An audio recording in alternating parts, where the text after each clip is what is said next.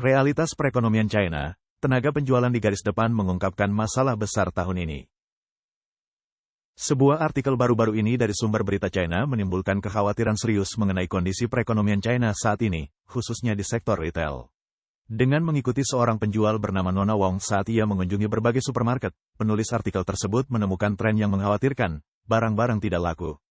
Bahkan di akhir pekan, yang biasanya merupakan periode sibuk bagi pengecer, supermarket hanya memiliki sedikit pelanggan. Tanggal produksi pada banyak produk mengungkapkan bahwa produk tersebut telah disimpan di rak selama lebih dari 6 bulan, dengan beberapa produk berasal dari paruh kedua tahun lalu. Seorang pegawai toko membenarkan bahwa penjualan lesu sepanjang tahun. Wong menjelaskan, supermarket yang dikunjunginya sebenarnya dinilai memiliki arus produk yang relatif baik dibandingkan supermarket lain di wilayah itu. Namun, dia secara konsisten mengamati bahwa gudang dan rak dipenuhi dengan persediaan yang tidak terjual. Dia mencatat bahwa respons pasar yang lambat merupakan masalah yang tersebar luas, dengan produk-produk seperti minuman, bumbu, dan barang-barang sanitasi seringkali tidak terjual selama 6 bulan atau lebih. Stagnasi penjualan ini menimbulkan efek domino di seluruh rantai pasokan. Supermarket seringkali membeli barang secara kredit, namun minimnya penjualan membuat mereka semakin sulit membayar utangnya. Bahkan supermarket yang relatif besar dengan luas lantai 700 atau 800 meter persegi kesulitan membayar tagihan sekecil 1.000 yuan, sekitar $138 AS.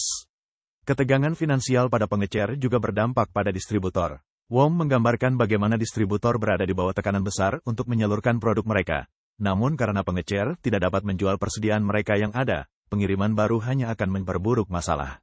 Hal ini menciptakan lingkaran setan di mana pemasok hulu terus menjual produknya ke distributor, sementara pengecer hilir tidak mampu menjualnya.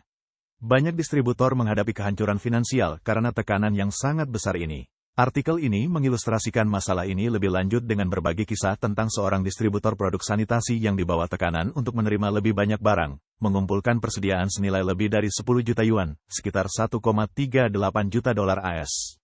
Meskipun terlihat sukses di permukaan, distributor tersebut terpaksa menggadaikan rumah dan mobilnya agar tetap bertahan.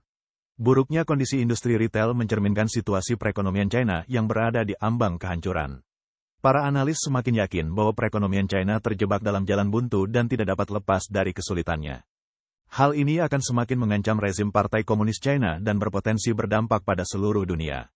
Tahun lalu, penulis dan komentator Fan Zhou mengatakan dalam program Global Chat Room bahwa perekonomian China seperti pasien dengan kegagalan banyak organ, dengan masalah internal yang tidak dapat diselamatkan.